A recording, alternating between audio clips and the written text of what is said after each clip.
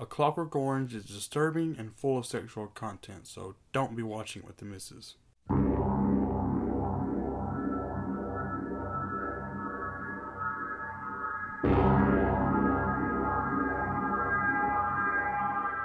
I can't exactly spoil it for you anyway because, well, it's just on that kind of a film.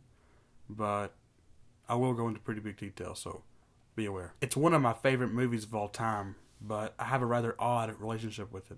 My favorite movie has varied over the past 5 years, but this is the one that has stuck with me the most and consistently wowed and entertained me.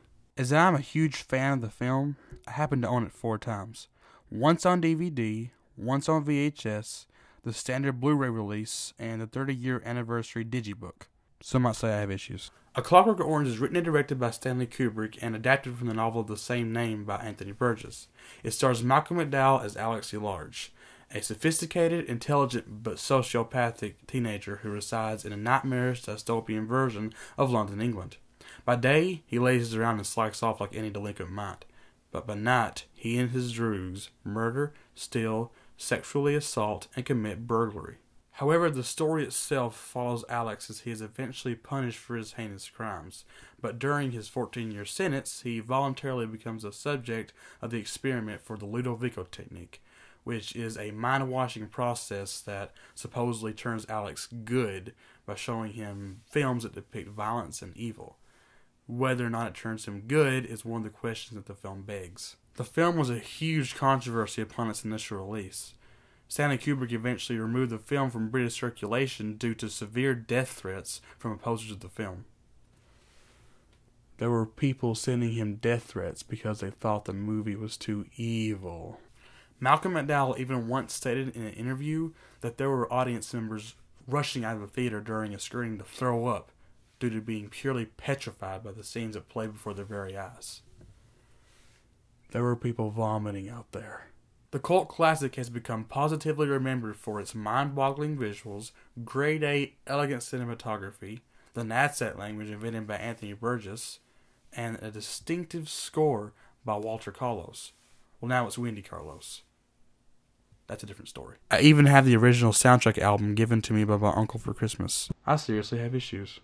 But what the film polarizes critics and audiences alike is its message. The film has substance, no doubt, but there's much speculation as to whether or not this message is right, per se. There are 2 moral dilemmas presented by this film.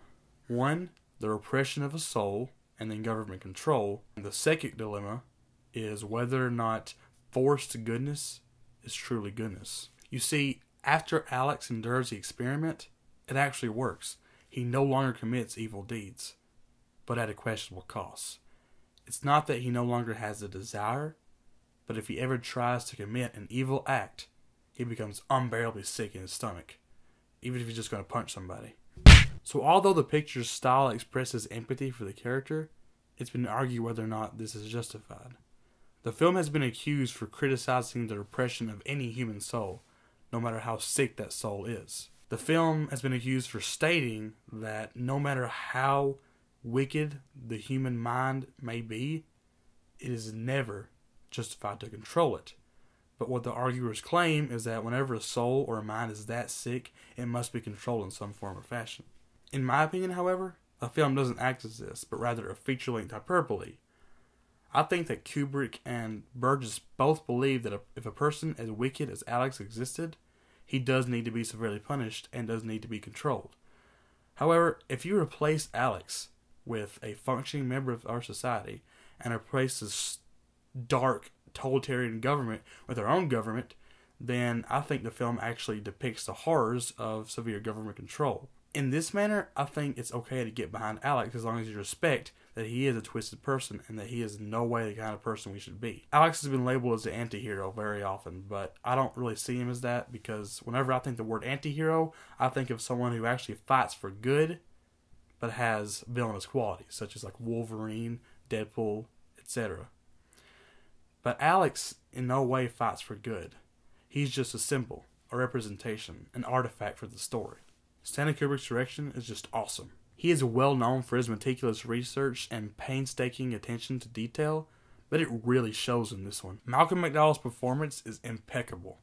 As Alex is creating chaos or murdering someone and indulging in his sadistic tendencies, you can tell that he is absolutely loving it.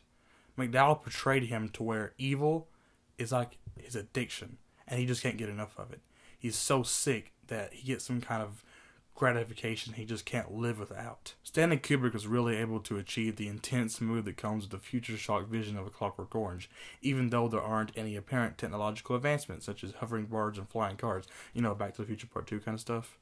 And you can really tell that each and every actor, not just the lead actors, but even minor characters, are really giving their best, although it's not that hard under the meticulous direction of Stanley Kubrick. I'll admit that the film is somewhat gratuitous, but I do believe that there is a reason for the horrifying scenes depicted in A Clockwork Orange. Stanley Kubrick had a reason, and I think he achieved what he was trying to. This was my first film review, and I hope you enjoyed. And maybe you'll give it a watch sometime, but if you do, don't say that I suggested it. For my next review, I'll be doing an album review because I am an avid vinyl collector. So, see you then.